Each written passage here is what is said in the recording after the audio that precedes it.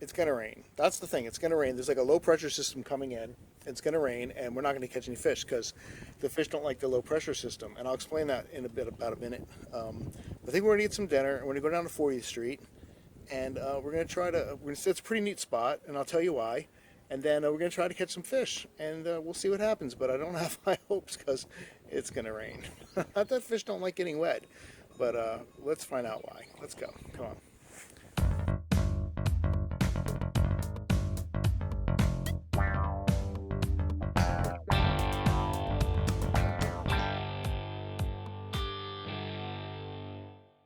So I'm going to start the day off by going to Shagger Jacks, which is around 79th Street, so at the east end of the island, all the way up there. And if you've never been there, it's a really nice restaurant. They have really great food.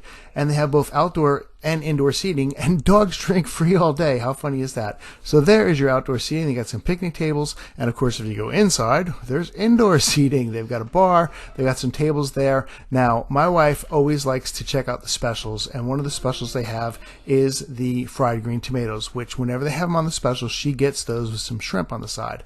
And they also have smoked fish dip, but I can make that myself. So I'm probably going to go with the Fort Fisher fish tacos because I like fish tacos.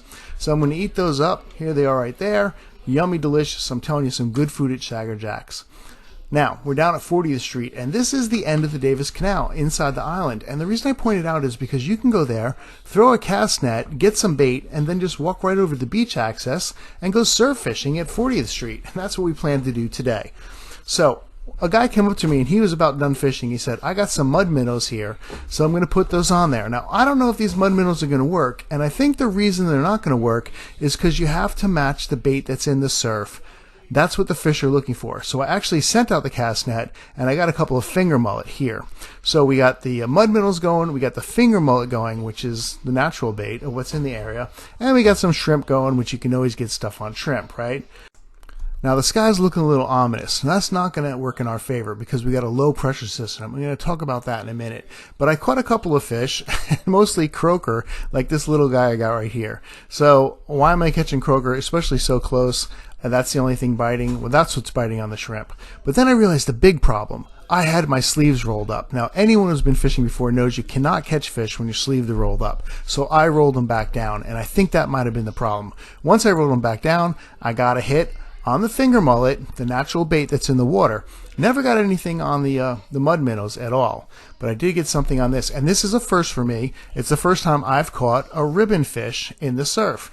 I've seen them caught on the pier, but I've never caught one in the surf. So here's my first ribbonfish, and you can see he took that finger mullet. He was chewing on it, biting on it, and then finally I just pulled it back, the reel, and I got him hooked on there. So crazy looking fish.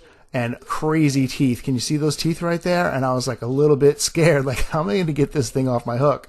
And so I got the pliers, and I'm like, I'm just going to let him calm down and try to get the pliers around it and just not have to get too close to those teeth. And every time I moved my hand in, he kept shaking his head. So I'm like, how am I going to get this fish off? So I finally got him to calm down enough, and I got the pliers on the hook and peeled it off.